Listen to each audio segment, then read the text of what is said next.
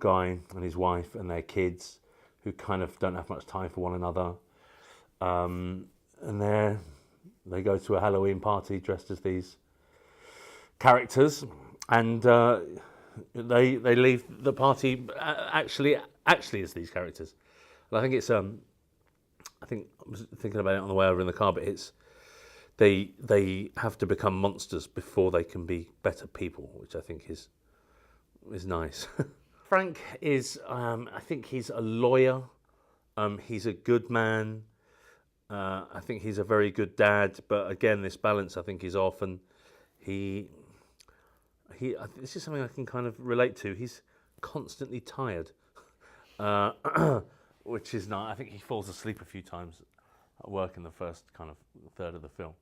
Yeah, he just wants to be a good dad. He wants to be a good husband, and it can be tough, you know.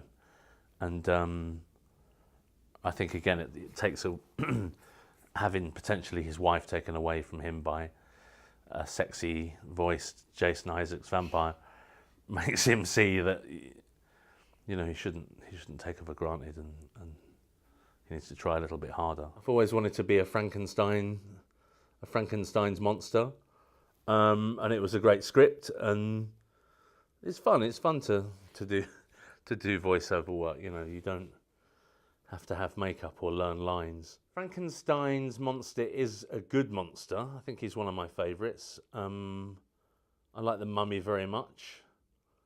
Is King Kong a monster? Yeah? Okay, all right. I like a King Kong as well.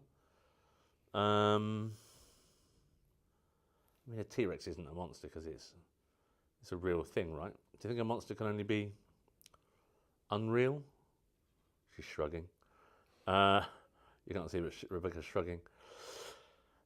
Yeah, I mean, he's up there. I also like Spring-Heeled Jack. I like a werewolf. Can I say I like all monsters? I like all monsters, I think. Frank Monster Voice was easy because it's just very deep, and he doesn't have to say any dialogue. He reacts, and which is fun to do as well, because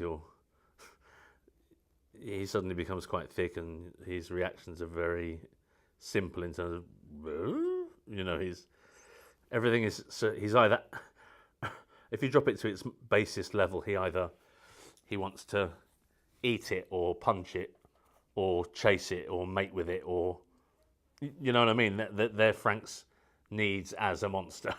They're really easy, so it's kind of nice and easy to voice. I mean, obviously it's different. You're not in front of the camera, it's a lot of pressure off, you know. You're not surrounded by 200 crew, and you're not seeing sparks on their phones, or people chatting at your eye line or stopping to look at what you shoot. You know, but it's still not.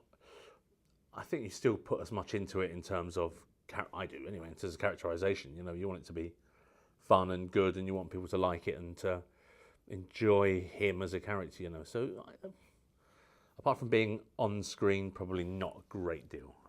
You can wear your own clothes. I think a lot of people will be able to relate to it in terms of, you know, people's lives just seemingly out of control in terms of work and trying to strike that balance with family and wanting to provide for that family, you know. I would like families to leave feeling like they've just enjoyed a great adventure, and they've been afraid and they've laughed together as a family, and they've enjoyed themselves. And, you know, I think the kids and the parents I think they'll both take different things away, but I hope there's like a big central part of that Venn diagram where the whole family can reside and just agree that it's a good old-fashioned monster mashup.